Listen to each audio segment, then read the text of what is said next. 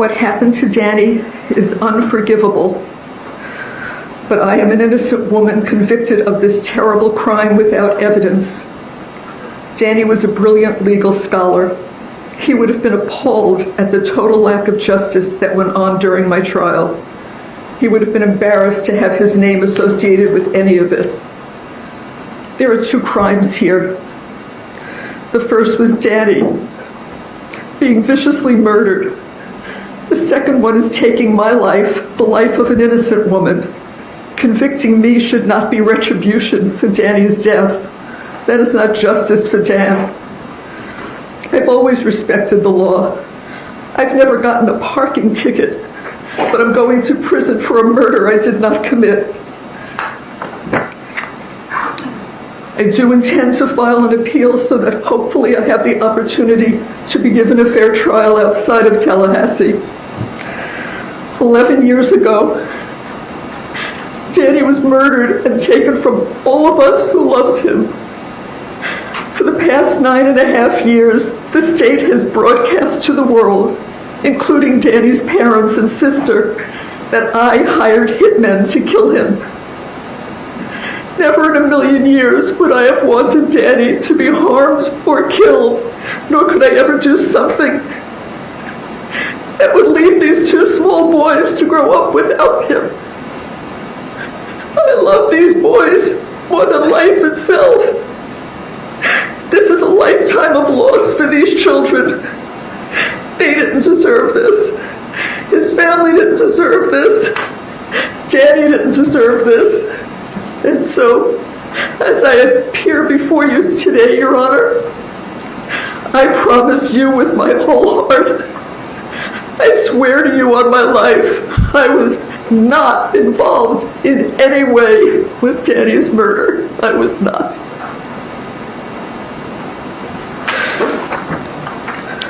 Shouldn't have any further argument to make. What if I told you that a grandmother's love could transform into something so calculating, so methodical, that it would orchestrate the execution of a law professor in broad daylight? That behind the facade of family loyalty and maternal devotion, there existed a mind capable of planning the perfect elimination. If you're interested in true crime cases that reveal how ordinary people become capable of extraordinary darkness, make sure to subscribe to Dark Trail Files. Hit that notification bell because we dive deep into cases where the truth is stranger and more chilling than any fiction. Trust me, you won't want to miss what's coming next. July 18th, 2014 began like any ordinary Friday morning in Tallahassee, Florida. Dan Markel, a 41-year-old Harvard-educated law professor at Florida State University, woke up in the home he'd lived in since his divorce was finalized the previous year. The house on Scott Drive held memories both bitter and sweet. It was where he'd tried to build a family, where he'd watched his marriage crumble, and where he now focused all his energy on being the best father possible to his two young sons. Dan went through his morning routine with the practiced efficiency of a devoted father and dedicated academic. He made breakfast, checked his emails, prepared for what he thought would be just another summer Friday. Around 8:50 in the morning, he loaded his sons, aged 3 and 4, into his Honda Accord and drove them to their preschool. These moments with his boys were precious to him, sacred even. Despite the bitter custody battle with his ex-wife Wendy, despite the legal fights and the tension with her family, Dan was determined to be present in their lives, to shape them, to love them unconditionally. He was fighting for every minute with them, refusing to compromise on his role as their father. After drop-off, Dan headed to Premier Health and Fitness Center, arriving around 9:12 in the morning. He worked out for about an hour, maintaining the healthy lifestyle he valued. He was a runner, a thinker, someone who used physical activity to process the complexities of legal theory and philosophy. Just before 11, he left the gym and drove back toward his house on Scott Drive in the quiet, tree-lined Betton Hills neighborhood. It was the kind of area where professors and professionals lived, where people knew their neighbors, where children played in yards, where violence seemed impossibly remote from daily life. Dan was on the phone as he drove, talking with a teacher from a charter school his children might attend. He was always thinking about their future, their education, their well-being. The conversation continued as he pulled into his driveway, as he guided his car into the garage. He was focused on the call, on the details being discussed, on being a responsible parent planning ahead. Dan had no idea that a light-colored Toyota Prius had been following him since he left the gym. No idea that two men from Miami had been stalking him for days, learning his routine, mapping his movements, documenting when he was alone and vulnerable, waiting for the perfect moment. These weren't random criminals. These weren't opportunistic thieves or violent offenders acting on impulse. They were hired professionals, members of the Latin Kings gang, and they had been paid $100,000 to ensure Dan Markel never saw another sunrise. They had traveled over 370 miles from Miami with one purpose: execution. At 11:02 that morning, Dan's neighbor James Geiger heard sounds that would shatter the peace of that quiet Friday forever. 911, what's the address of your emergency location? Okay, tell me exactly what happened. We heard and looked in, the garage door was up, and I thought the gentleman was backing out, and I went back to my house, but he never backed out, and I came back over, and his driver's side window is shattered, and he's battered and can't answer. He's inside. I don't know if somebody tried to shoot him or if he shot himself or what. I don't know. He didn't send an ambulance in a hurry. An EMT. He's still alive. He's moving. Okay, what's going on with him? I don't know. The driver's side window is all bashed in, and he's got blood all over his head. He's not responding to me. I think you need to hurry. Yeah, I'm going to get him on the way to you. I just want to ask you a few questions, okay? Go ahead, but send them as you're asking. Yes, sir. They're already on the way, okay? Are you with him now? Very good. I'm standing right outside the garage door. Can you tell me how old he is? I don't know. He looks like maybe 35 or 40. Hang on one second for me, okay? Okay. All right, sir. I apologize about that. What was how old is the patient again? I'm sorry. I can't tell. He looks maybe 35 or 40. I don't know. Okay. And is he awake? He's just moving his head around, but he's not responding. I've called his name, asked what's going on, or not call his name, but ask him what's happening. He's not responding to that, but his head's kind of rolling around. Okay. Is he conscious? Well, I can't tell. Okay. Is he breathing? I can't tell that. I'm assuming he's breathing if he's moving his head around. Did you ever hear him talk or anything? No. Okay. You said he's sitting in the car, right? Correct, in the driver's seat. Okay. Where Driver's exactly is he? In the driver's seat? You know, In the driver's seat. Is he in the garage or? In the garage. Okay. Can you direct the emergency crews to him, sir? Sure. Okay. All right, I'm sending the paramedics to help you now. Just stay on the line. I'll tell you exactly what to do next. Okay. If it's safe to do so, see if he is conscious and breathing or moving at all, okay? It's not safe for me to do. I don't want to put my hand in here. Okay. Well, help's on the way. Okay. All right. I'll be standing by. And I've heard about break-ins in the area, and so I decided to walk over and take a look. And the garage door was up and asked him what was happening. And then I saw the window was shattered, and he's got blood. I'm going to be over here waiting for the EMT, honey.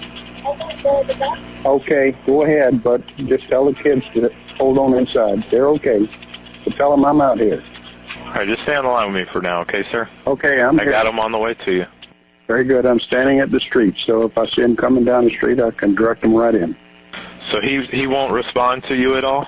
Not to me. Holler at him or anything? Yeah, he didn't respond, but his head kind of moving around. Okay. But I've walked away from the car right now. I'm standing at the street, so. And he's? No. Okay. He's inside. The window's shattered. The garage door was up. Okay. Where is the vehicle dispatched from? I'm not sure. Give me a second. I'll try to see where they are, okay? Is he still moving around? I don't know. I'm standing at the street now trying to wait for your vehicle. Did you say you were checking on where it was? Yes, sir. Or where it's coming from? Mm-hmm. Where is it coming from? I'm checking. Okay. Got several people on the way. Looks like one person's coming from McClay Road. Okay, well, it may take them a while to get here then. We're close to the hospital, so. So you're saying his head is bloody now? Yeah, it's been bloody. I mean, it's the window shattered. I don't know if he's tried to shoot himself. I don't know what the situation is. And it's the driver's side window, correct? That's correct. He's still moving around, so he's alive. Okay. Looks like I should have an officer coming up the roadway. Okay, well, we need EMT. Well, the officer's going to be there first. They're not going to come until we figure out what's going on, but they're on the way as well, okay? He better be if this guy's got a shot living. Yes, sir. They're on the way as well, okay? Yeah, it looks like could be an officer now. Is he there? Yeah, he's just coming up right now. Okay. I'm going to go ahead and let you go, sir, okay? Okay, very good. Thank you. Dan pulled into his garage, still on the phone with that teacher, still discussing his children's educational future. His last words into that phone were chilling in their simplicity, in their ordinary nature transformed into something haunting. There's someone next to me. There was confusion in his voice, not fear yet, just the recognition that something wasn't quite right. Who was this person in his driveway? Why were they approaching his car? Then came the gunshots. 2 bullets fired at intermediate range, between 6 and 30 inches away, close enough to ensure lethality, far enough to avoid blowback. One struck his forehead, penetrating his skull and tearing through brain tissue. Another tore through his left cheek, shattering bone and teeth. The driver's side window exploded into fragments that scattered across the garage floor like deadly confetti, then slumped over the steering wheel, blood pooling around him, pouring down his face, soaking his shirt. His car was still running, the engine humming normally as if nothing catastrophic had just occurred. The phone fell from his hand. The neighbor on the other end of that call heard the muffled sounds, heard something go terribly wrong, but couldn't process what it meant. By the time he tried to call back, there was no answer. Dan Markel would never answer another phone call. James Geiger would become the first witness to what prosecutors would later call one of the most calculated murders in Florida's history. Geiger, please raise your right hand to be sworn, sir. Do you swear or affirm the testimony you're about to give will be the truth? Yes. You may take your seat. Please speak loudly and clearly for the jurors. You may examine the record.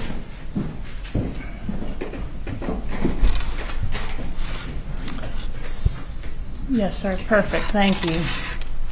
Please say your name and spell your name.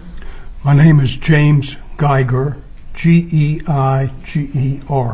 Sir, where do you live? I live in Tallahassee. How long have you lived at that residence? It's getting pretty close to 50 years now, I think 48 or 49. All right. I want to take you back to July 18th of 2024. Now I've got an ad on me.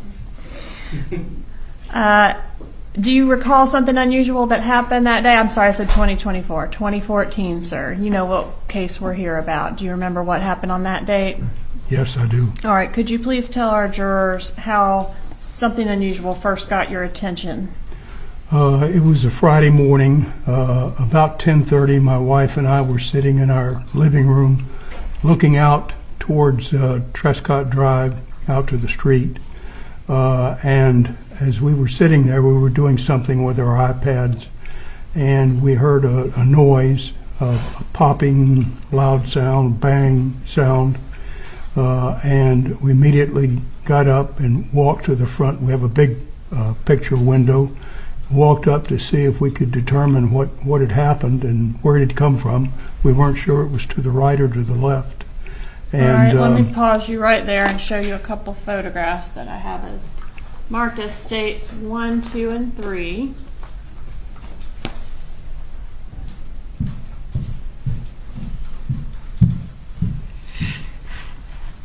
Okay. Do you recognize these photographs, sir? Yes, I do. Are these fair and accurate photographs of your residence at that time, as well as the view from the window you've described? Yes, it's true. Judge, at this time I'd ask to admit 1 through 3 and publish. Any objection? No objection, Your Honor. States 1 to 3 are admitted.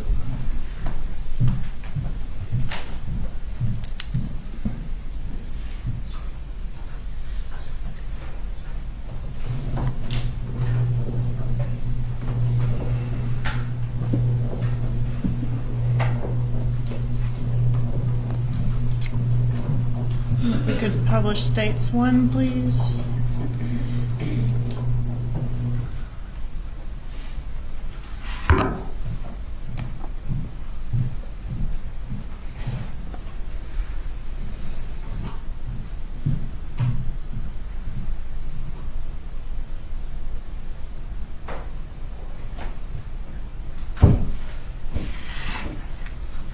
All right, sir, so if you could just explain, give me that pointer, please, what we're looking at in this photo, and I've got a pointer here, if that's of any assistance to you. Push the middle button, you get a red dot.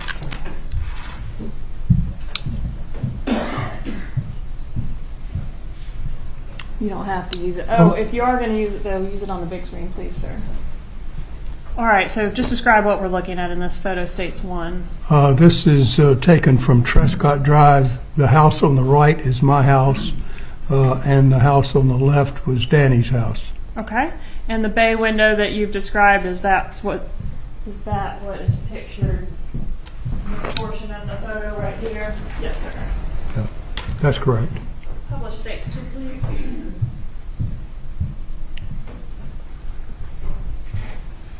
Sir, is this the view from that window? Yes, All right. This is what I saw as I looked out. Okay, and the driveway that we can see there on the right side of the window, is that Dan Markel's driveway? Yes, it is. All right, so you've described that something got your attention. Can we have states 3, please? Well, as I mentioned, I wasn't sure where the noise had come from, and I looked to the left and to the right, and as I looked to the right, there was a car that was rapidly backing out of the driveway and immediately headed down in that direction towards Benton Road. It caught my attention because it seemed to be going so fast. And I noticed what it looked like, and that caught my attention, although quite frankly it was out of the corner of my eye. It appeared to be a Prius, a light-colored Prius, maybe silver or white. Okay, so something got your attention. What was that? Well, that was what got my attention, and then... Was the vehicle itself? Excuse me? Was the vehicle itself, or some noise preceded you see in the vehicle? Well, initially we had heard this loud noise, which we weren't exactly sure it was. It could have been a gunshot, we weren't sure. And then when I saw the car back out, that prompted me then to walk next door. There had been in the neighborhood a few break-ins, burglaries, and my first thought was that somebody was trying to break into the Markel house. And so I went out the front door and walked across over to Danny's house to see if anything had been damaged, maybe tried to be broken into the garage or something. Yes, sir. When you looked out, you said you saw the car back out and then exit toward Benton Road. Would that be going this direction, to the right of the photograph, or toward the left of the photograph? It would be towards the right. Okay, so out this way. And you said you walked over there just to sort of look around, make sure everything was okay. What did you see? As I approached his garage, I noticed that the garage door was open, his car was inside, and the motor was running.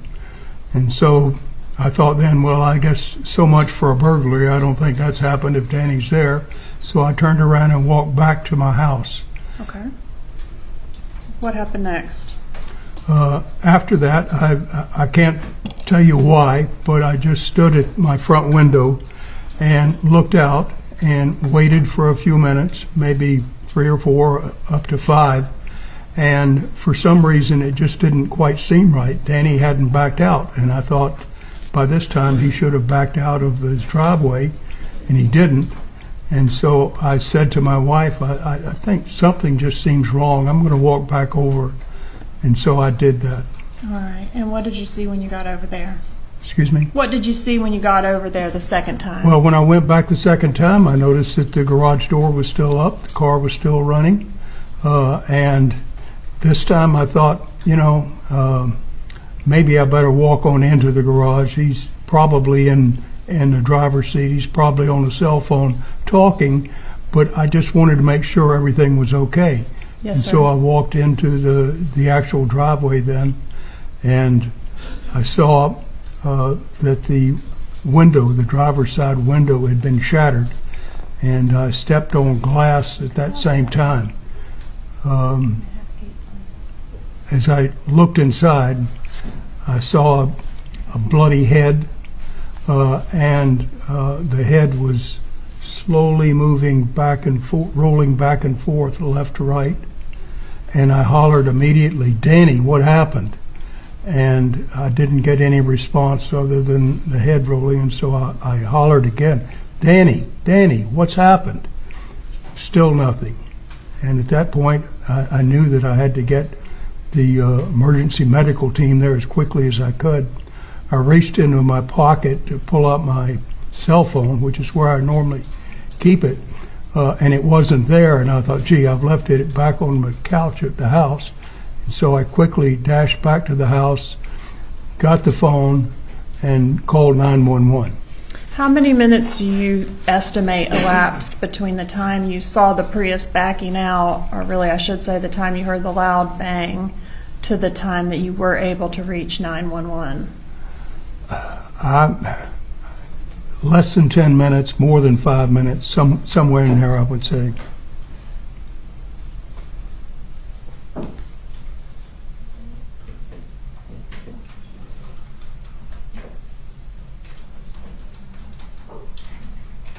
I'm going to approach and show you what I've marked as State's Exhibits 4, and then I also have 6 and 7.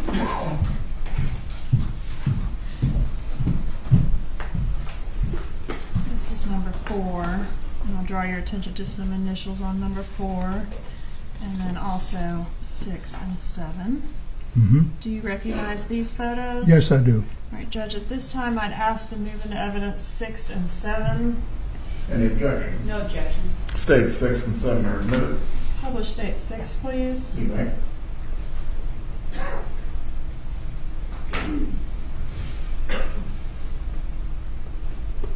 Sir, is this how the vehicle was positioned when you went over there and found Mr. Markel so badly injured? Yes, that looks correct. Publish State 7, please. Was the doors to the vehicle are open in this photograph? Were they open or closed when you went over? No, they were all closed. Okay, closed, and the only window that was damaged was that the driver's side window? That's the only one I saw. That's if there were some others, I didn't look at any other windows. I just simply saw the driver's side that was completely shattered. All right, yes, sir. And State's Exhibit 4, is this consistent with the type of vehicle that you observed in the driveway backing out that day? Yes, it was, although I didn't quite see that angle. Okay. Judge, at this time I'd ask to introduce States 4. Objection to States 4. No objection. Admitted at this time.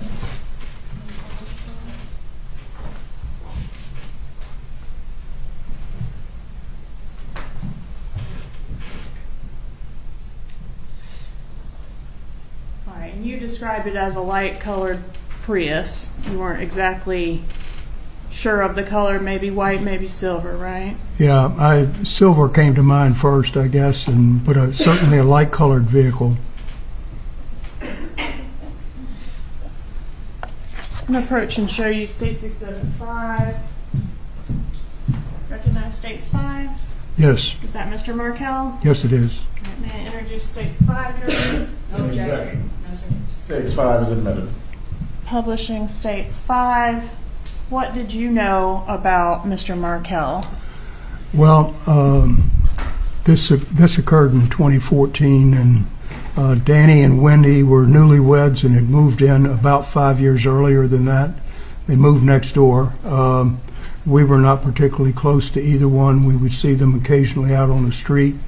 The memorable thing, and the other neighbors would tell you, is that when they first moved in, they had a housewarming event, and they invited all the neighbors in, and we attended it. That was our first time to see them and visit them. They seemed like a nice young couple, and but after that, we weren't particularly close. Did they have a couple little children living there? Well, when they first moved there, they didn't, but after a year or two, they had a first child, and then later a second child. All right, and at the time that Mr. Markel was shot, had his wife, Wendy, moved out? Had they separated? Yeah, we had understood that they were going through a divorce, and Wendy had left, and after that, we rarely saw Danny, and I don't think we ever saw the kids either, but Were you familiar with Mr. Markel's profession? yes, I knew that he was an attorney. Both of them were, and they were connected with the FSU Law School, I believe, but I didn't know their exact positions there. Yes, sir. Publish 4 again, please. Are you able to tell the jurors anything about the occupants of this vehicle on that day? No, I only saw it just briefly, and to notice what kind of car it was. I couldn't tell you who was inside. The windows were dark as far as I could see. I didn't even know if it was 2-door or 4-door. I just didn't see anything like that. During the time that you were present at the scene of the shooting, did Mr. Markel ever regain consciousness or ever say anything that you heard? No, I never heard him say anything. The only notion was that his head kept rolling back and forth during the 911 call, which it took forever to try to get the emergency vehicle there, the emergency medical team. They would occasionally ask if he was still breathing. And I would walk back up into the garage, and his head was moving still. And I said, well, his head's moving. So I assume he's still breathing. Yes, sir. Have you had an opportunity to review that recorded call that you made to 911 that day? Yes, I have. All right. And was it a fair and accurate recording of that call? Yes. All right, Judge, at this time I'd ask to move into evidence states 88. Any objection? No objection. States 88 is admitted. May I publish? Go ahead.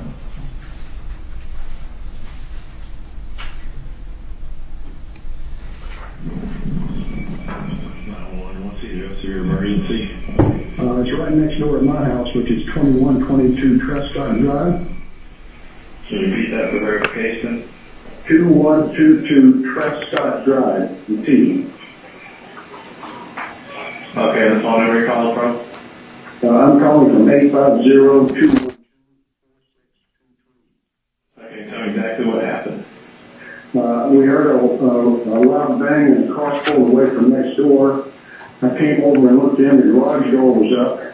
And I thought the gentleman was backing out, and I went back to my house, but he never backed out. And I came back over, and his driver's side window is shattered, and he's battered, and can't answer. He's inside. I don't know if somebody tried to shoot him or if he shot himself or what. I don't know. And it was at this location, correct? Right next door. I'll give you mine. I don't know if the address is next door. Okay. He didn't send an ambulance in a hurry. EMG. He's still alive. He's moving. Okay. What's going on with it? I don't know. The driver's side window is all bashed in. He's inside. The car is running, and he's got blood all over his head. He's not responding to me. That number, by the way, is 2116. 2116.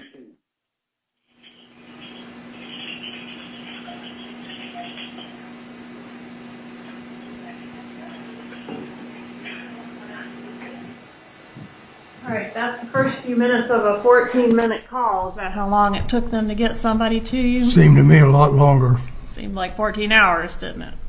Long time. Nothing further, Your Honor. Cross-examination for Mr. Geiger. No question, Your Honor. Mr. Geiger, you may step down, sir. Is he released from his subpoena? Will anyone need to recall him for any purpose? He's released, Your Honor. Have a good day, sir. Geiger saw the Prius backing out of Dan's driveway at high speed, tires squealing slightly on the pavement. He rushed over to Dan's garage to investigate, his heart pounding, not yet fully comprehending what he was about to discover. What he found would haunt him forever. Dan was barely conscious, slumped over the steering wheel, bleeding profusely from horrific head wounds. Shattered glass was everywhere, covering the car's interior, scattered across the concrete floor, glinting in the afternoon sunlight that streamed into the garage. The metallic smell of blood mixed with the exhaust from the still-running engine. Geiger ran back to his house and called 911, his voice shaking as he described the scene. His driver's side window was shattered and is spattered and can't answer. He's inside the car is running, and has got blood all over his head. Is not responding to me. The call lasted 14 minutes and 36 seconds, though to Geiger it felt like hours. He kept trying to get Dan to respond, kept hoping for some sign of consciousness, but there was nothing. Dan's breathing was labored, irregular, the sound of someone whose brain had been catastrophically damaged. But emergency responders didn't arrive for 19 minutes, a delay caused by human error at the dispatch center that would be heavily scrutinized later, that would become its own scandal within the investigation. By the time paramedics reached Dan, precious minutes had been lost, minutes that might have made a difference, though in truth, the damage was likely beyond any medical intervention. Dan was rushed to the local hospital, where surgeons worked desperately to save his life, but 15 hours later, on July 19th, he was pronounced dead. He would never see his sons grow up, never teach another class on criminal justice and the philosophy of punishment, never fight another legal battle, never write another scholarly article, never experience another moment of joy or sorrow or ordinary human existence. At 41 years old, Dan Markel's life was over, stolen in his own garage on a sunny Friday morning. But this was no random act of violence. Within hours of arriving at the scene, investigators knew this was something far more sinister. There was no forced entry, nothing stolen, no signs of robbery gone wrong. This was assassination, plain and simple. Someone wanted Dan Markel dead, and they had the resources to make it happen professionally. The investigation moved quickly. Detective from the Tallahassee Police Department assembled a task force, working around the clock, following every lead, analyzing every piece of evidence. They discovered surveillance footage from multiple sources, including city bus cameras that captured crucial moments. The vehicle appeared in frame after frame, tracking Dan's every turn, following him from the gym to home, waiting to execute their plan without witnesses. Police tracked the Prius through Florida's toll booth system using SunPass electronic toll records. Each toll created a digital breadcrumb, a timestamp, a precise location. The pattern was damning.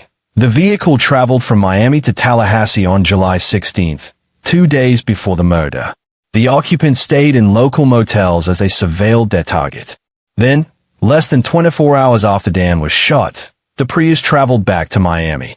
It was methodical, planned, professional. 5 days after the killing, police released a clear image of the vehicle to the public, calling it a vehicle of interest. The image showed a light-colored Prius with distinctive features, a black side mirror and a SunPass transponder visible on the windshield. Someone, somewhere, had to recognize this car. Tips flooded in immediately. Someone from an apartment complex near Dan's home called to report they'd seen a Prius-like vehicle parked in their lot for extended periods, with 2 Hispanic men getting out and walking toward a nearby nature trail. That trail, investigators discovered, was less than 5 minutes through the woods to Dan's house.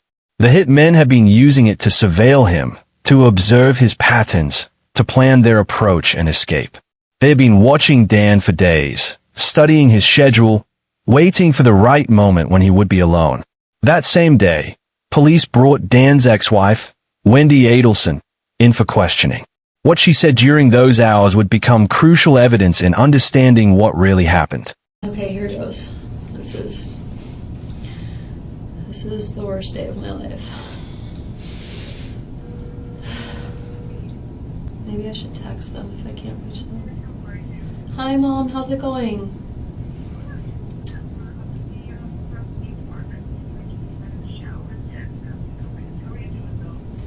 Mom, I need you to sit down. I am fine. The boys are fine.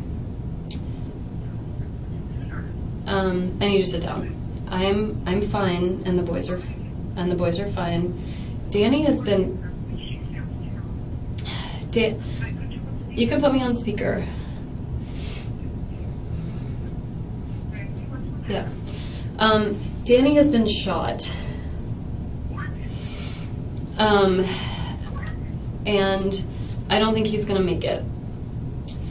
And so, I know.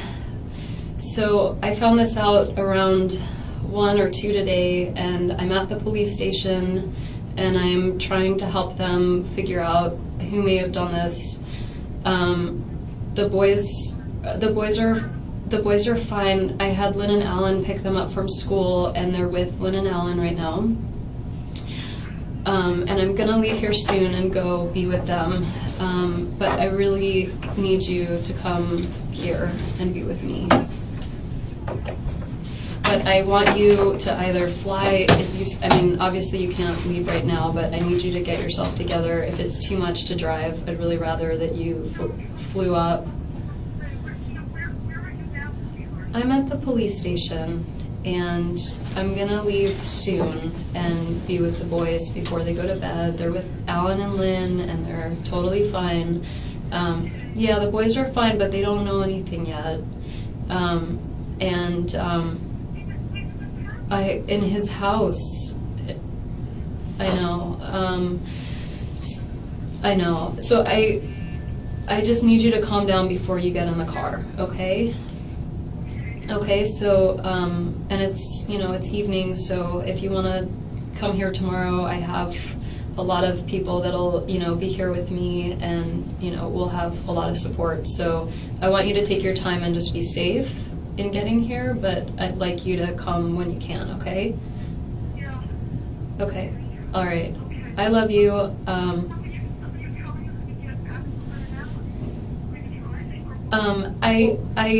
I think Jane might, I have the car here, but Jane might take me. I'm not going to be alone, so I have a lot of support, and I'll be fine. Yeah, if you could just come here, that would be great.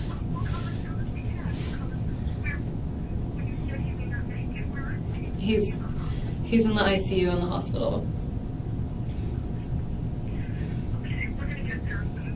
Okay, but be careful, okay? Okay. Okay. Okay, love you too. Bye. Mom? Oh. You did awesome with that call. Thanks. You were so stressed out about it, and you handled it. If he goes to the house. Sorry, my mom might be calling back if she heard me. Mom? You did, yeah. I just wanted to ask if you could just tell Charlie for me. I just don't want to be making calls right now, so if you could just tell Charlie for me, that would be great. Okay, and just, it's on the news a little bit that there was a shooting on Trescott, and so I'm starting to get a lot of calls, and I'm not going to be answering them unless they're from you, so I would really try not to tell anybody what's going on just yet, just because, he's in the hospital, and Charlie, I talked to Charlie earlier today, obviously before any of this happened. I talked to him at 10 this morning, and he said that he was coming to visit you guys this weekend, and he had plans, and he sounded good. I just can't, Mom. So can you just tell him? Yeah, just tell him for me, and then I'm sure I'll talk to him soon. But I don't want to be on the phone unless I have to right now. Okay? Okay. All right. Love you too. Bye.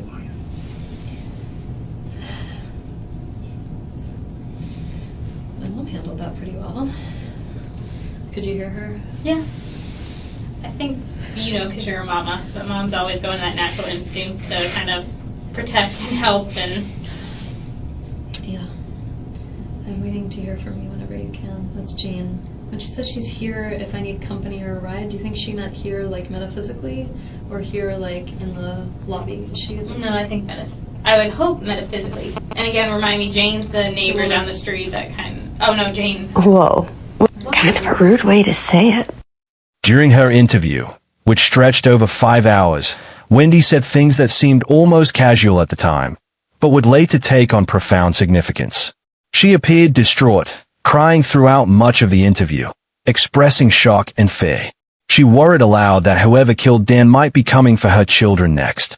But mixed in with the tease and fear were statements that made investigators take notice. She mentioned, almost offhandedly, that her brother Charlie had once joked about hiring a hitman to deal with Dan, but decided it was cheaper to just buy her a TV. She described how desperately her family, especially her mother Donna, wanted her to move back to South Florida with the children. She explained that Dan had consistently blocked these attempts, that the court had ruled in his favor, that she was stuck in Tallahassee when all she wanted was to be near her family in Miami. Wendy told investigators that her family's hatred of Dan was intense, all-consuming.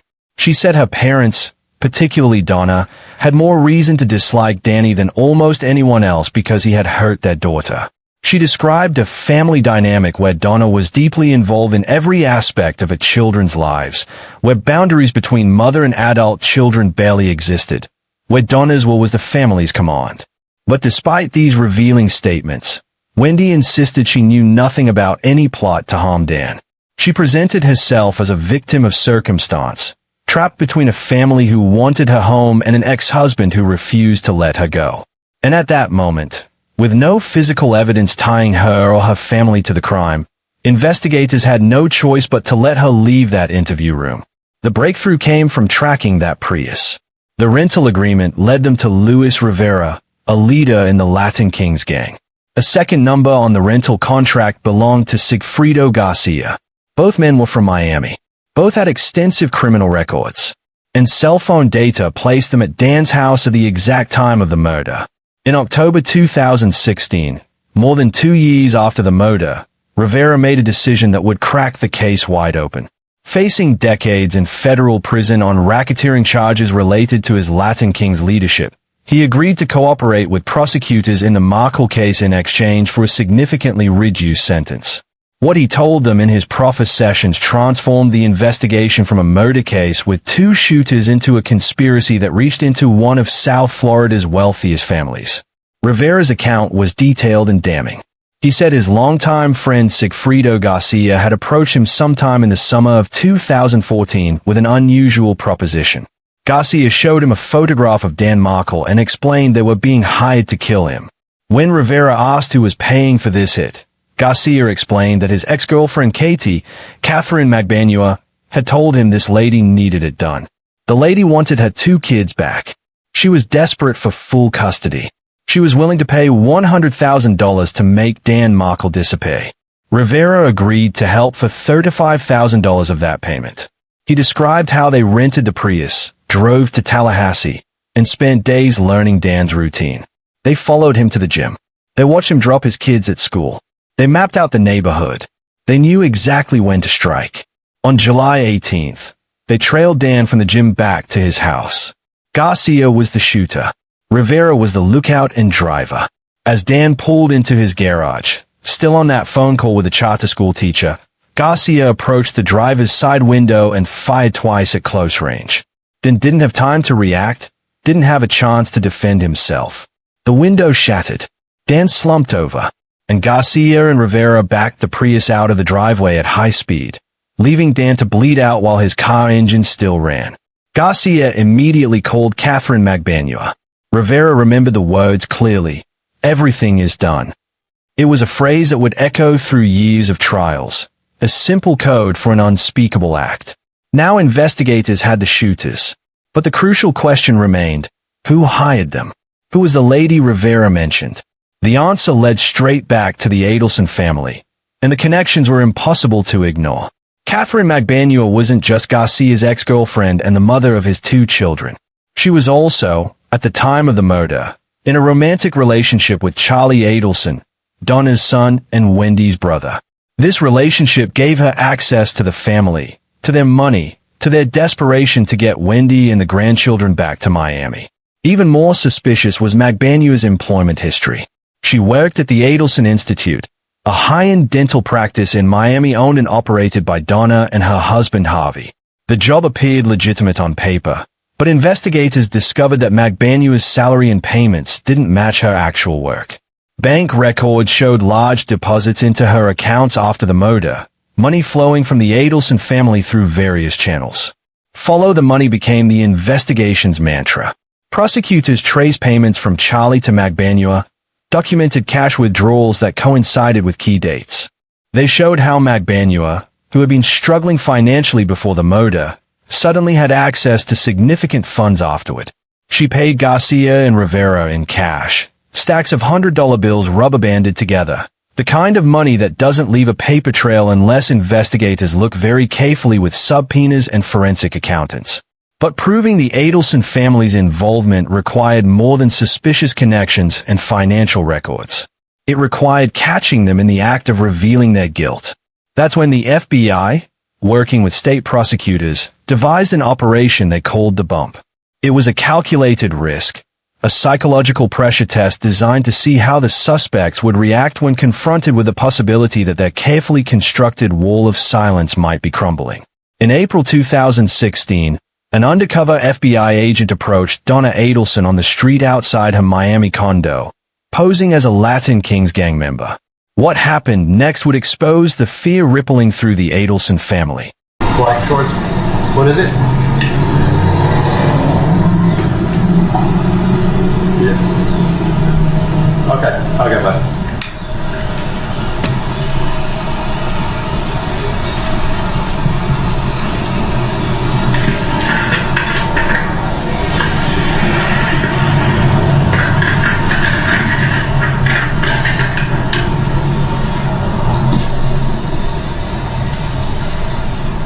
Excuse me, Mrs. Adelson? How you doing? Just want to give you this. Listen. Ew. You're scared. Good, don't be scared. Listen, I just want to let you know that we know that your family has been taking care of Katie and her friend Luca for quite some time after your problem up north has been resolved. And I want to let you know that my brother, he's incarcerated. He helped your family with this problem you guys had up north. And we want to make sure that he's going through some rough times. We want to make sure that you take care of what he's going through, the way you're taking care of Katie and Tuzo. Well, this will explain it. Thank you.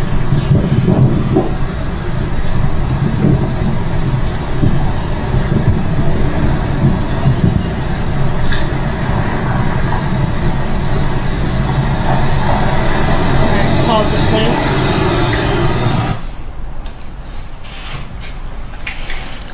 Does the defendant remain under surveillance for some time after this? She does. Okay, we see her take the paper from the undercover and fold it and put it into her purse. Does she ever take it out and look at it before she gets back into her building? Not that we ever saw, no. Okay. And does she make any phone calls once she goes back into her building? When she goes back into her building, she does. And who is the first person that the defendant calls after the bump? Charlie Adelson. Right, is that call A? It is. Okay, publish call A, please. Hey, Hans. Tonight after work or some other time in the very near future, I need to speak with you. Okay. Okay.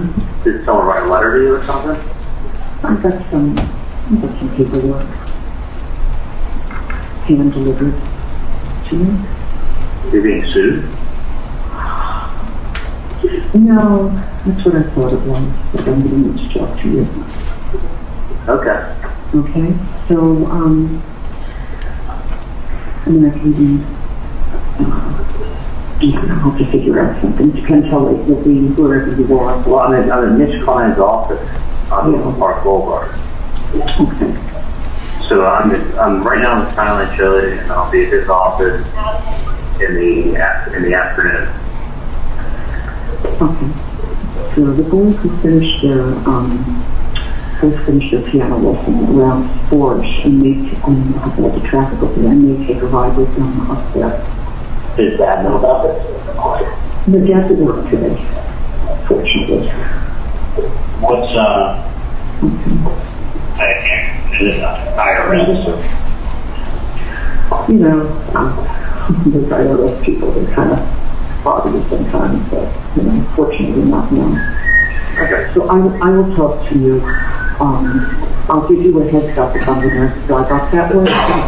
Okay. Okay. And, Is Wendy down there? Is it involved Wendy? no.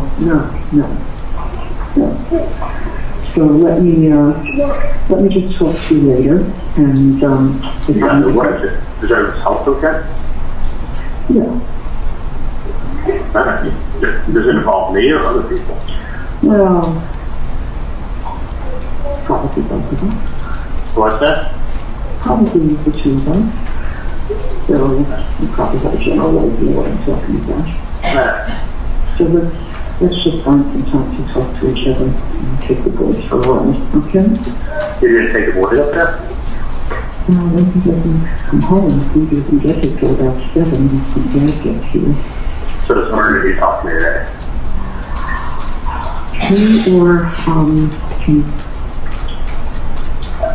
Tomorrow, and it's important. All right. Well, I'll be up at Mitch Klein's office. You want to come up? Oh yeah. Oh really? I'm just concerned that I just have to get up there and get back in time for Lindsay to get them. Sometimes she gets out a little earlier than I have coming out here. Can I ask you a question? Whose paperwork sent from?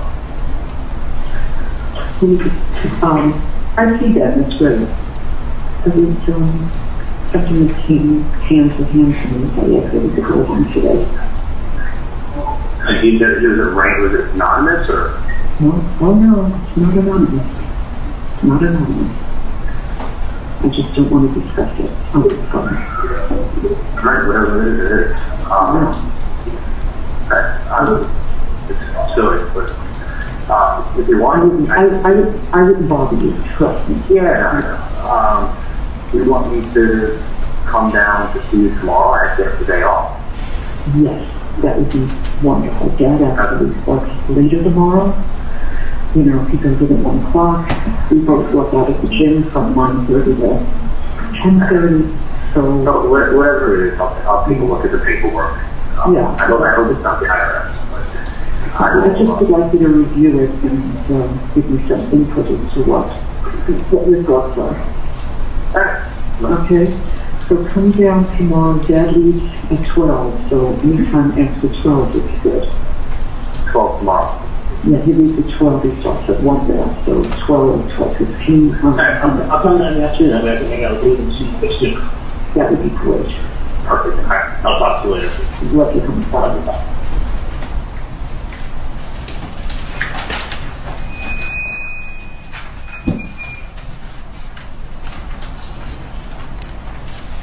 Would you describe the defendant's demeanor on this call as really calm?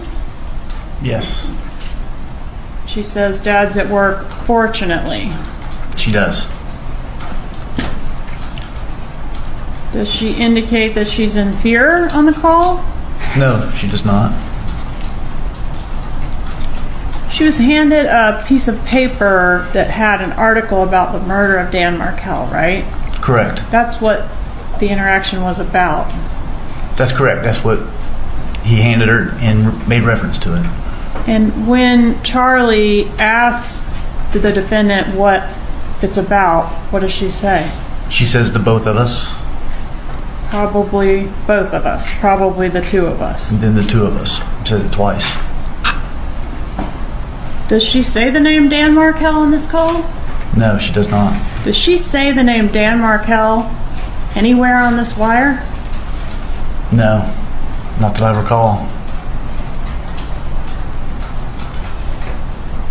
Did she report this incident to the police? No, she did not.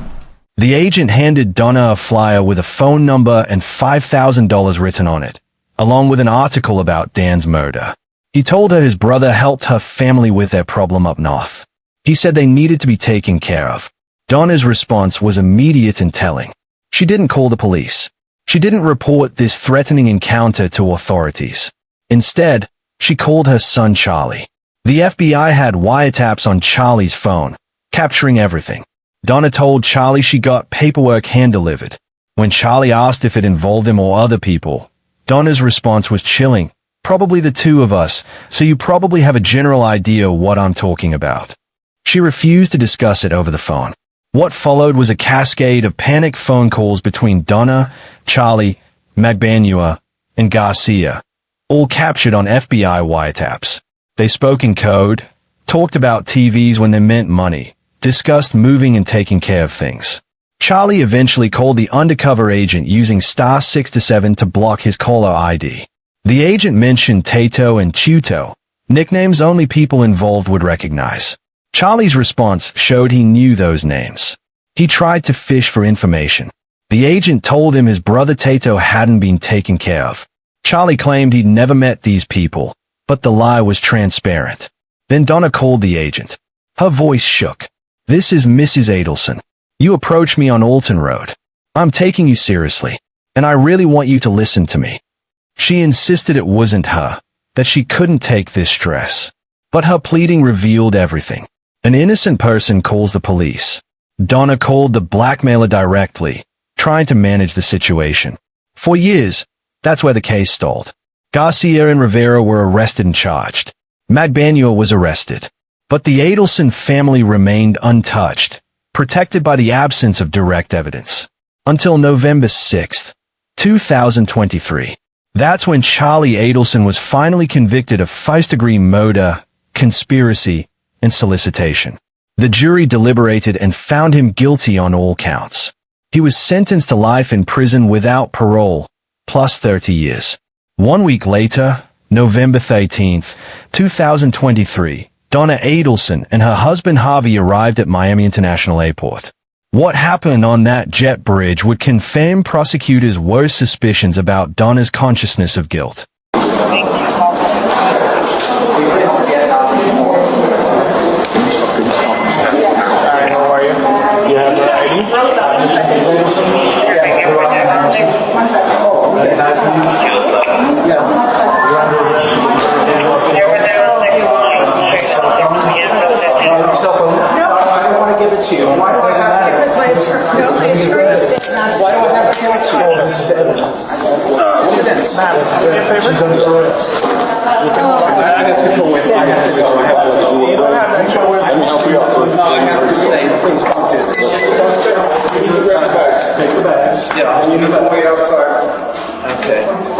husband's almost 80 years old. He can't come with me? Please, can I help? No, you can't join me there. Oh, don't do this, please. Please. Oh, Someone's got to help him get home. This is terrible. You can't do this. This is insane. Is that okay with you? Please, please put that with can plus back on everyone. Please. Do you have anything in your pocket? No. No. Do you have anything of value in you? No, I Does she have a necklace on? You want to take it off? Yeah, take it off. Yeah. And the earrings? And the earrings, the rings, take everything. You give it to your husband.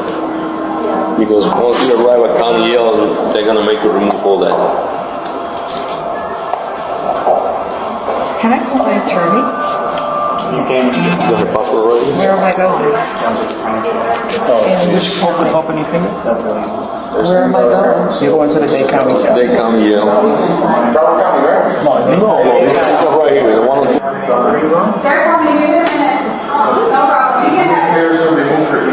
I'm sorry, remove for hearings?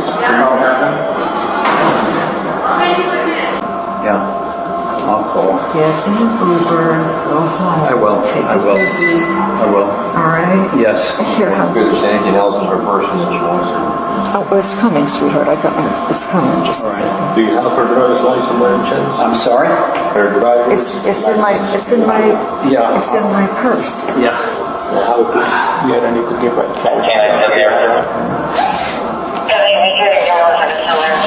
Sure.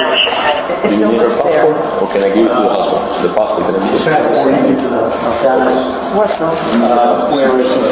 It's in the blue and white. It's in the blue and white. Yeah, but I'm going to get her driver's license for you. Yeah. The license, the address on your license is correct? Yes. She needs all her. She needs all her. When she goes to the jail, they work with the hospital. They're all in here, though. Yes, they work. If I take them here, what will happen is when you go there, they toss them out. So when you go to there, you will meet the nurse and the doctor, and then they'll work in conjunction with the hospital to get you whatever you need. Yeah, but I don't have a list with me. I know what's. I have a.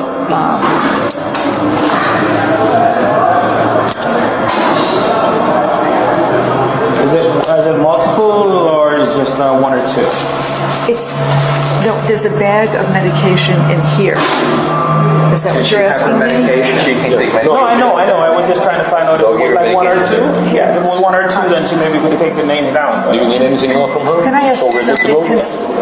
Can someone just get my husband outside and so I'll get her. There's a gentleman here with a system and anyway, I'll be okay. I have the ring. Hold on. Let me have the ring, please. No, I'll take it. That's crazy. I love you. Okay, thanks. All right.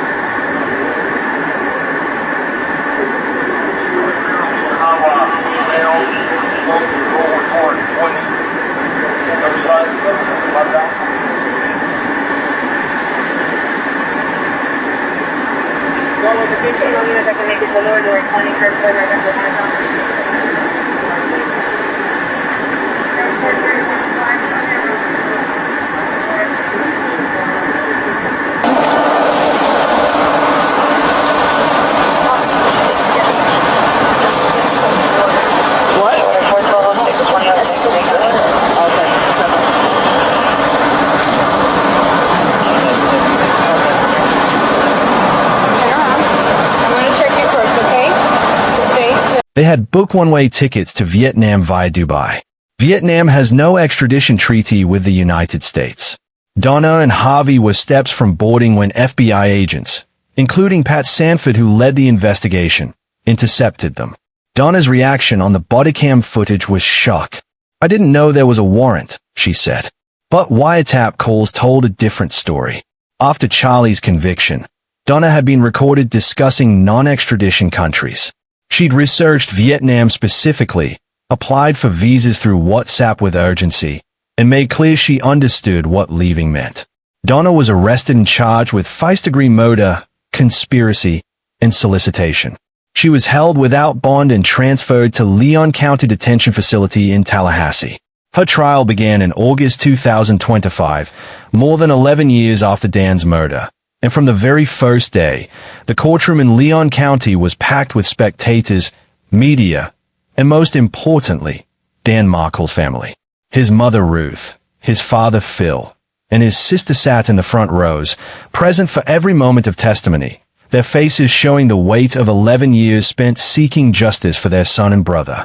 Prosecutors painted a portrait of Donna not as a passive grandmother caught up in her children's drama, but as the architect, the mastermind, the person who set everything in motion. Assistant State Attorney Georgia Kappelman, who had been involved in the case for years, laid out the evidence methodically, building a case that was circumstantial in parts but overwhelming in its totality. They presented evidence that in the back of Donna's 2014 Daily Planner, investigators had found handwritten notes with Dan Markel's car information, the make, the model, the license plate number. This wasn't information that Garcia or Rivera would have had. This was intimate knowledge about Dan's vehicle, the kind of detail that could only come from someone close to him or to his ex-wife.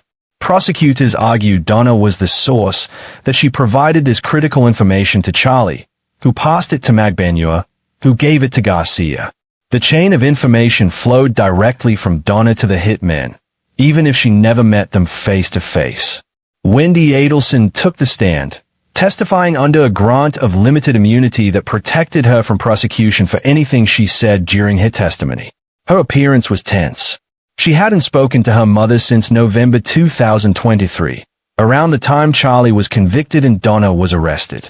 The estrangement hung in the air as she described her mother's character, her obsession with getting the grandchildren to South Florida, her controlling nature that permeated every aspect of her children's lives.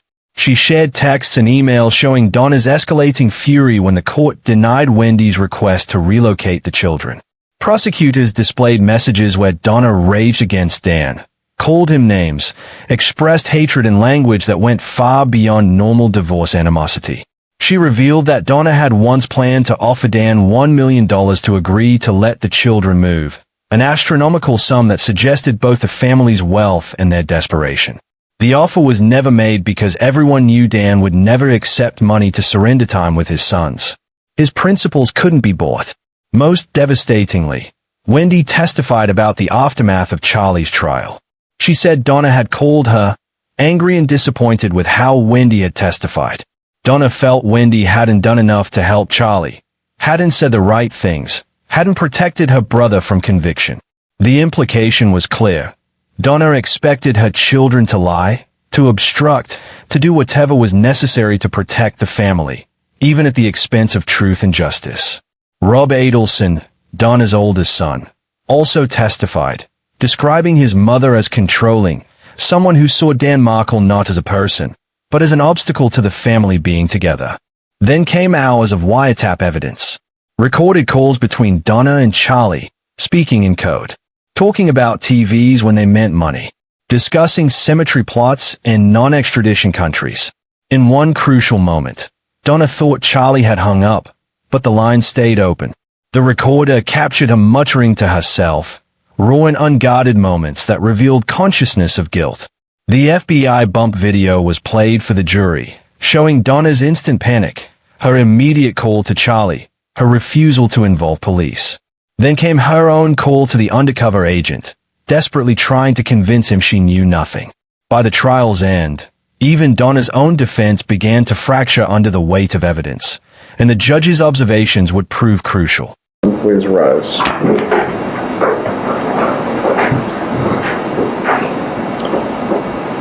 Level of planning and coordination to bring the murder of Professor Markel to fruition was significant in this case. These were not crimes of chance or opportunity, and these crimes also required you to conspire with your son and others. You certainly can choose to deny your involvement and maintain innocence. The court finds the evidence in this case is clear. You will be sentenced accordingly this afternoon.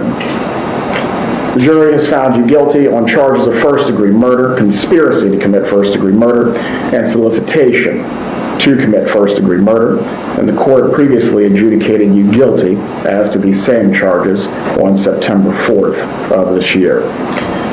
On count one of the indictment for first-degree murder, you are hereby sentenced to life imprisonment without the possibility of parole or release pursuant to sections 782.04 and 775.082 sub 1 sub A Florida statutes.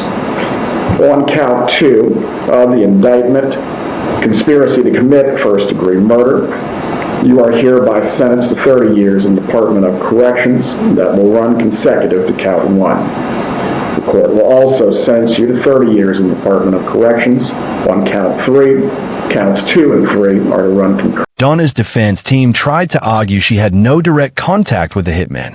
They pointed to Charlie as the actual planner, to Magbanua as the facilitator, to Wendy as having more motive.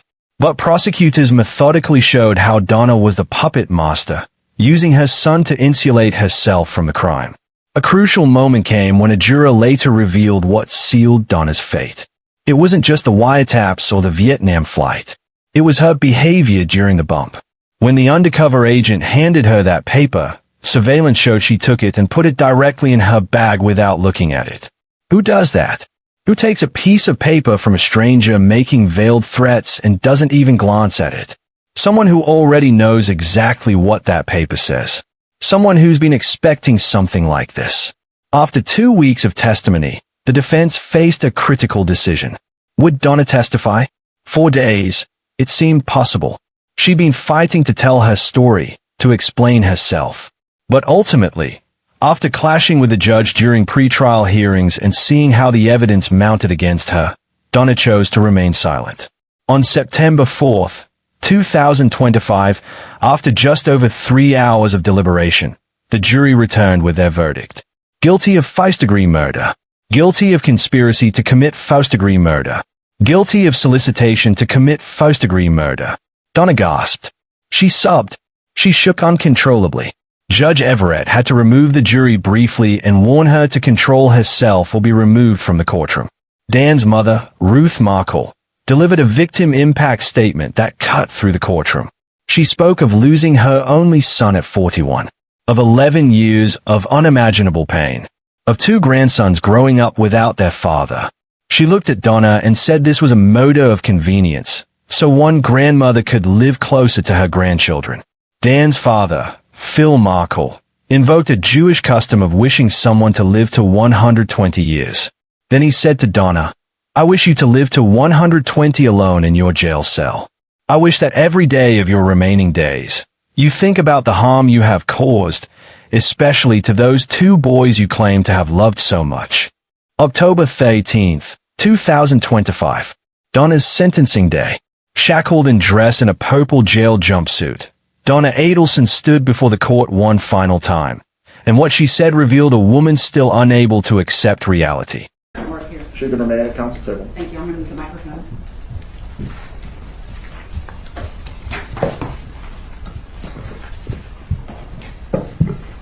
Let me speak loudly because this is not amplified. Okay. Is this loud enough, Judge? I can hear you.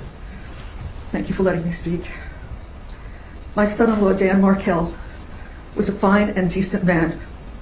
He was well educated and passionate about his career. He was a good son-in-law, but more importantly, he was a caring and loving father. On July 18th, 2014, his car was followed, leaving his home. It should have been just like any other day, an ordinary day in the life of Ben and Lincoln's father, but it wasn't. He didn't know when he left his boys off at daycare that would be the last time he would see them, and the last time they would see him. He didn't know when he went to the gym afterwards that would be the last time he would exercise. And he didn't know when he drove home that his life would end within minutes.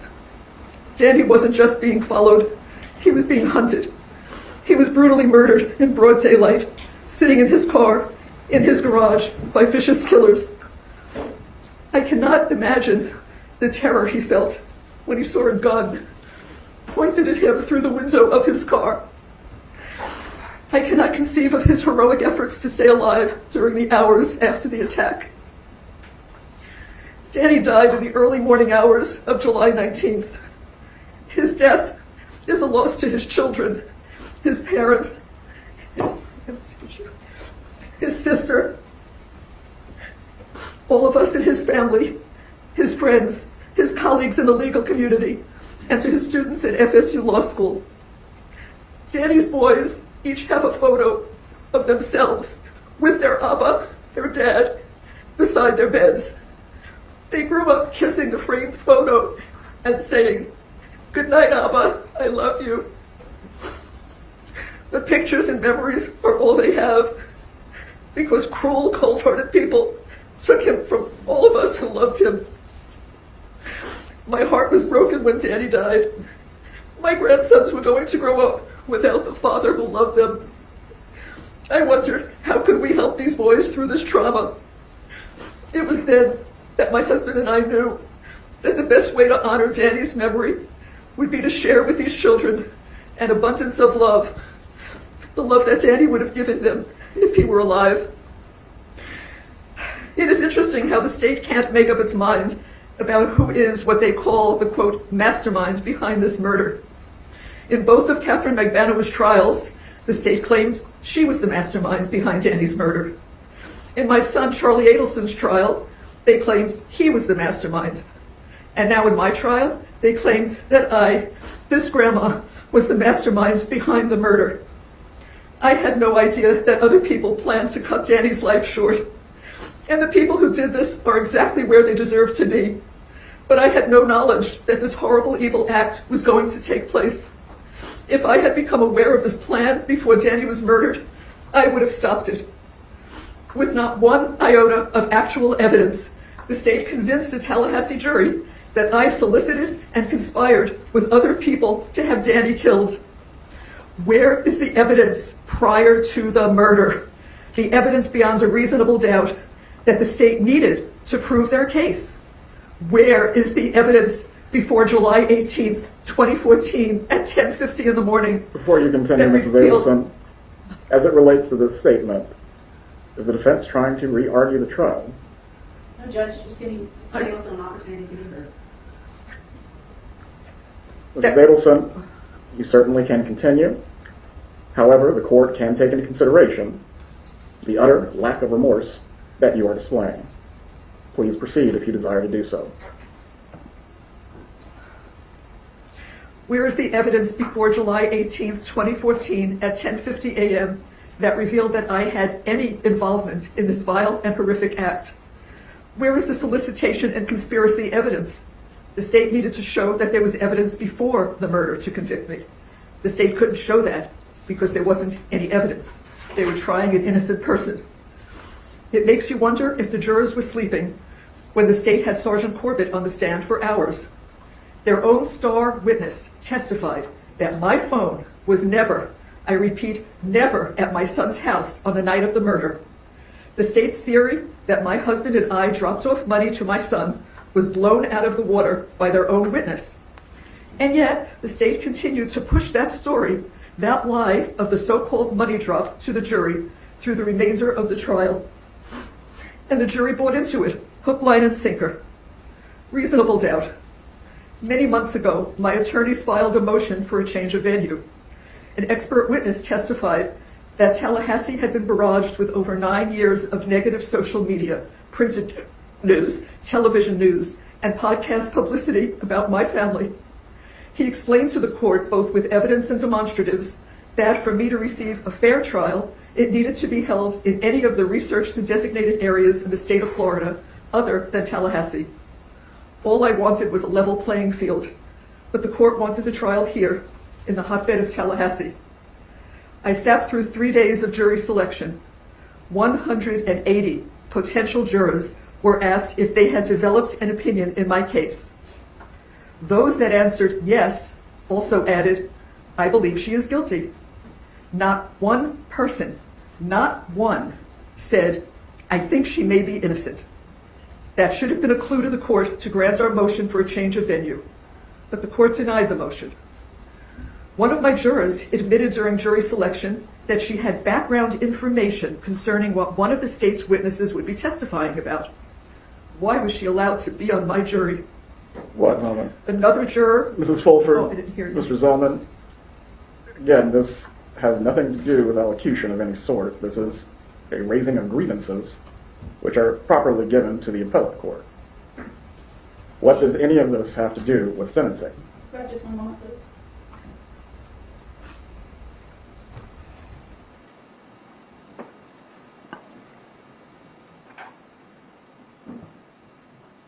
Donna proclaimed her innocence. She said what happened to Danny was unforgivable, but she was an innocent woman convicted without evidence. She said she'd never gotten so much as a parking ticket, and now she was going to prison for murder she didn't commit. She complained about the jury being influenced by years of negative media coverage. But Judge Everett had heard enough, and his interruptions cut through Donna's narrative like a blade. Wanted was a level playing field, but the court wanted the trial here in the hotbed of Tallahassee. I sat through 3 days of jury selection. 180 potential jurors were asked if they had developed an opinion in my case. Those that answered yes also added, "I believe she is guilty." Not one person, not one, said, "I think she may be innocent." That should have been a clue to the court to grant our motion for a change of venue, but the court denied the motion.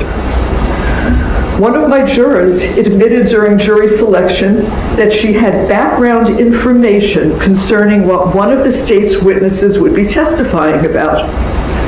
Why was she allowed to be on my jury? What moment? Another juror. Mrs. Fulford. Oh, I didn't hear you. Mr. Zellman. Again, this has nothing to do with elocution of any sort. This is a raising of grievances which are properly given to the appellate court. What does any of this have to do with sentencing? Could I just one moment, please? Turn that phone off or step out. The judge interrupted her multiple times, noting her statements showed what he called an utter lack of remorse for the crime. He told her she could choose to deny involvement and maintain innocence, but the court found the evidence clear. Even Harvey Adelson's plea couldn't change what was coming. Thank you, Judge, and respected officers of the court for allowing me to speak. I have been Donna Adelson's husband for over 50 years. My wife sacrificed everything so that she could pour her heart and soul into our children, our grandchildren, and our marriage. This summer was our 54th wedding anniversary, and I had to spend it without her, hand in mine. She has done nothing wrong, and yet is being punished for a crime that she did not commit. I thought we lived in a different kind of world, but I guess I was wrong. I have listened, watched, and sat in the courtroom for the entire trial, and I could not help but scream in my mind by the witnesses that were brought forward by the prosecution who told outright lies. I didn't know that you could lie in a courtroom, but apparently you can. Danny's parents contend that they have never seen their grandchild. But for years they say they've never seen her. But Wendy has shared with me pictures and videos and letters from their visits. They have suffered immensely at the loss of their son, but they also contend to tell lies to the court about our grandchildren. Donna has always been a loving and caring wife and is innocent of the charges. A biased judge and jury were influenced by years of one-sided news pieces and social media. Doctor, Ms. Fulford, this has nothing to do with the character of the defendant or relates to sentencing. May I just one moment, please? Go ahead. Oh,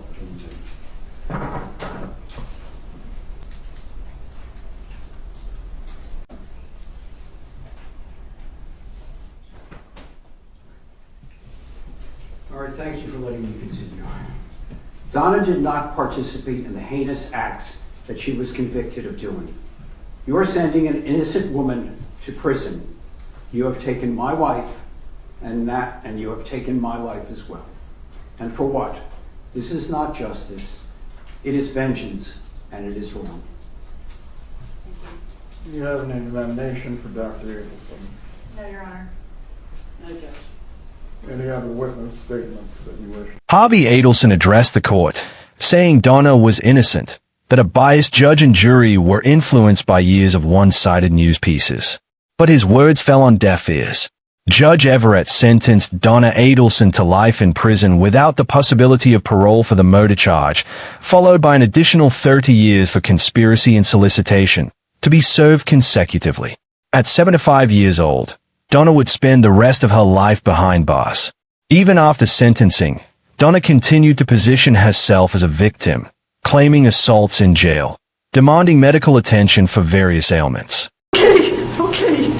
And then she named a package that she wanted, and she's out. She was gone. She was just that fast. That fast. Okay. How bad would you, on a scale of 1 to 10, how bad would you rate the pain at the time that she did that to you? Oh my God, it was a 10. Okay. I didn't know my arm could. I didn't know my arm could reach that far back. Okay. And what did you do after she did that to you? So, kind of stood there for a minute, and then I just thought, okay, I'm gonna go back to my bunk. And I went back to my bunk, and I got under the covers, and I cried. I just stayed under my covers. I didn't come out. Okay. Where were you at, first of all, when that took place? In October. So I was in the bathroom. It was 10:30 at night. I went in to brush my teeth. Okay. There are three sink stations in the bathroom. Each one has 4 sinks. And I was at the center station with my back to the door, and I'm a righty, so I was holding right hand, and I was balancing myself with my left hand on the sink, just brushing my teeth. That's all I was doing. And what happened? And my left hand away from the sink, and twisted my arm, and like jerked it behind my back, like with my neck. Okay. And did it hurt? Yeah, it hurt. Okay. What happened? It hurt. And I said, "What are you doing?" And she's, in the same breath that she did that with my arm, she said, "You're going to buy me commissary." I said, "I'm going to what?"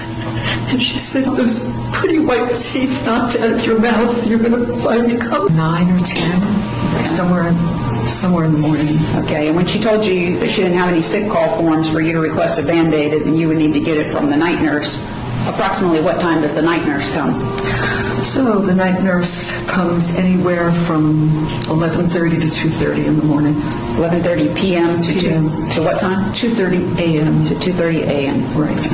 And in the meantime, you were supposed to use the feminine pads. I called my husband. He told me to elevate my arm, to wash it. She filed a notice of appeal in November 2025, challenging the pretrial rulings, evidentiary decisions, verdict, and sentence.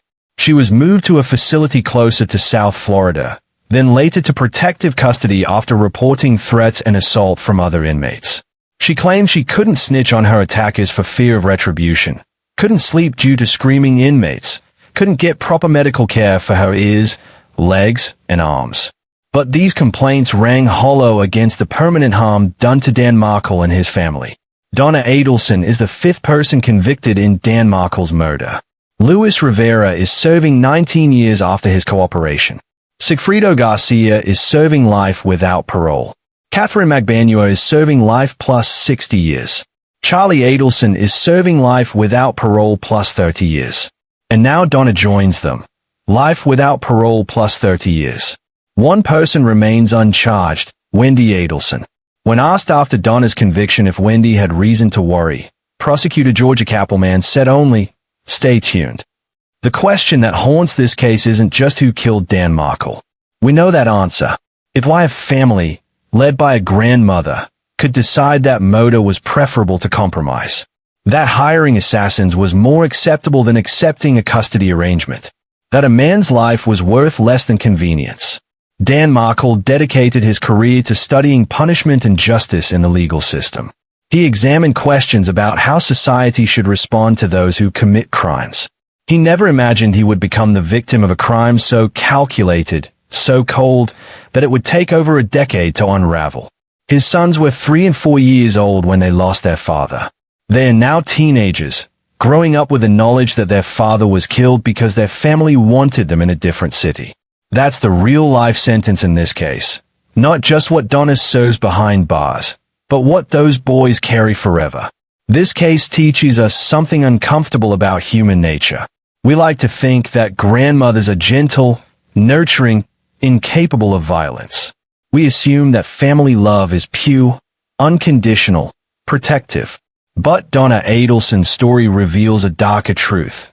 That family loyalty can become obsession, that love can twist into possession, and that the desire for control can override every moral boundary.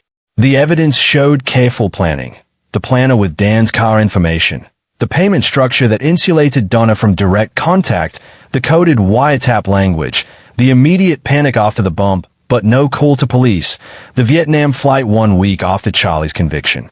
Every piece revealed someone who understood exactly what she was doing. And perhaps most chilling, Donna still claims innocence. After all the evidence, all the testimony, all the recordings, she maintains she had nothing to do with it. That performance of innocence isn't for the court anymore. It's for herself. It's the story she needs to tell herself to live with what she's done. In the Jewish tradition that Dan practiced, there's a concept called tikkun olam, repairing the world. Dan spent his life trying to make the justice system more fair, more thoughtful, more effective. His murder broke something in the world that can't be fully repaired. But perhaps there's a small measure of tikkun olam in the fact that justice, however slow, however imperfect, eventually found every person responsible for his death. Donna Adelson orchestrated a murder from the shadows, using her son as a buffer, using money as a weapon, using a mother's love for her daughter as justification. She believed she was clever enough, careful enough, protected enough to get away with it. But the FBI bump exposed the fear beneath her facade. The wiretaps captured the guilt in her coded language. The Vietnam flight proved her consciousness of wrongdoing. And the jury saw through every layer of deception. She will die in prison. At 75, with a life sentence plus 30 years, there is no possibility of freedom, no possibility of seeing her grandchildren grow up, no possibility of redemption in this life. Dan Markel's legacy lives on through his scholarship, his students, and his impact on criminal justice theory. His sons carry his memory. His parents continue fighting to ensure justice is fully served. And his story serves as a grim reminder that evil doesn't always announce itself loudly. Sometimes it wears the face of a grandmother and hides behind the facade of family love. The case of Donna Adelson and the murder of Dan Markel represents justice delivered, though painfully slow. The mastermind is behind bars. But questions remain about Wendy's role. Did she truly know nothing? Or has she maintained the one defense her mother and brother couldn't? Plausible deniability? Only time will tell if prosecutors have enough to charge her. For now, the Markel family has seen 5 convictions. 5 people who conspired to end a good man's life over a custody dispute. And one grandmother who will spend her remaining days in a cell, insisting she's innocent, unable to face the truth that her obsession with family proximity cost a man his life and left 2 young boys without their father. This is the real horror, not just the murder, but the delusion that persists after conviction, the inability to accept responsibility, the performance of victimhood while being the architect of someone else's destruction. This is Dark Trail Files, where we follow the evidence wherever it leads, even when it leads to the most unexpected places. If this case has shown you anything, it's that truth is always stranger than fiction, and justice, while slow, can be thorough. If you found this deep dive compelling, subscribe to Dark Trail Files and hit that notification bell. We're not done exploring cases where the mask of normalcy hides something far more sinister. Stay vigilant, stay curious, and remember, the truth always leaves traces.